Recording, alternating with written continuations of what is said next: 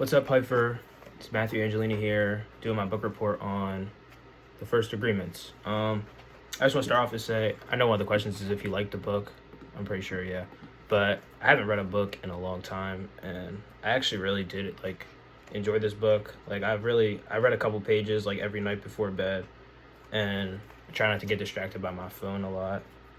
I mean, it was a pretty short book, but it did take me a little bit to finish just because of distractions and stuff, but I did enjoy it.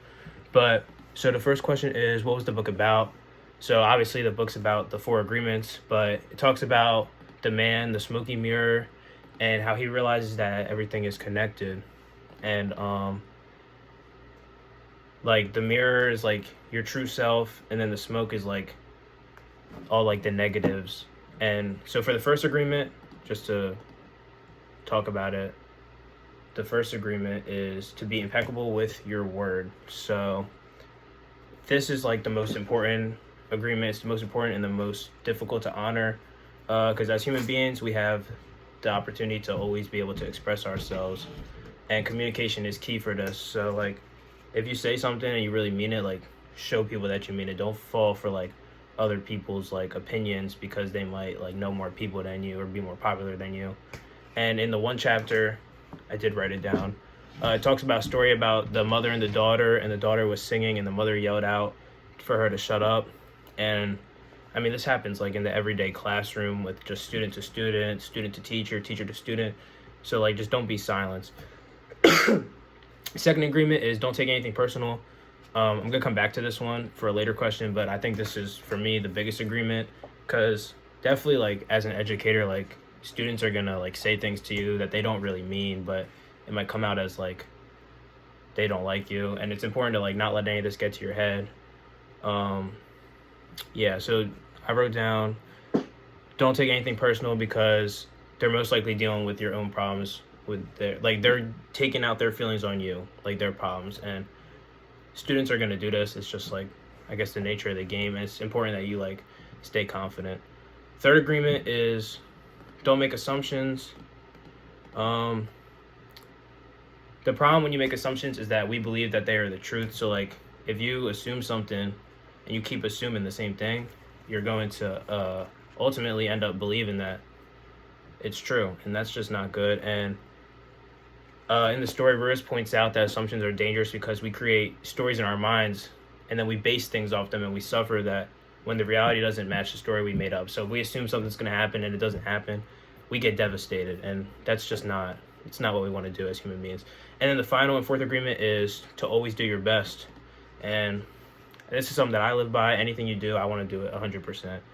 And this also takes the other three and puts it into one. So I think it's also the final agreement.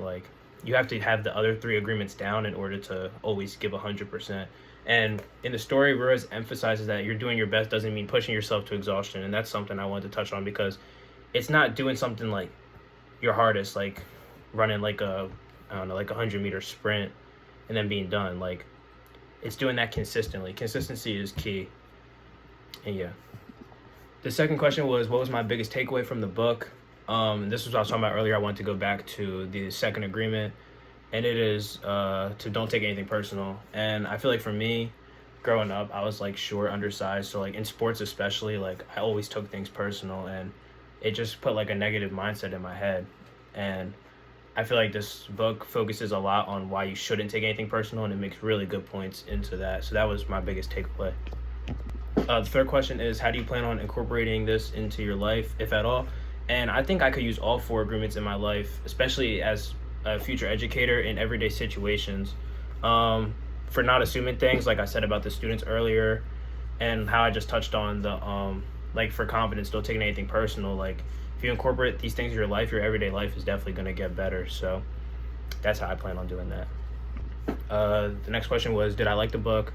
I think I've already said I actually really did enjoy the book. I don't read books that much, really, at all. So I mean, I kept reading it. I could have probably looked it all up, but I actually did read the book, and I think that it was a really good read. I liked the book.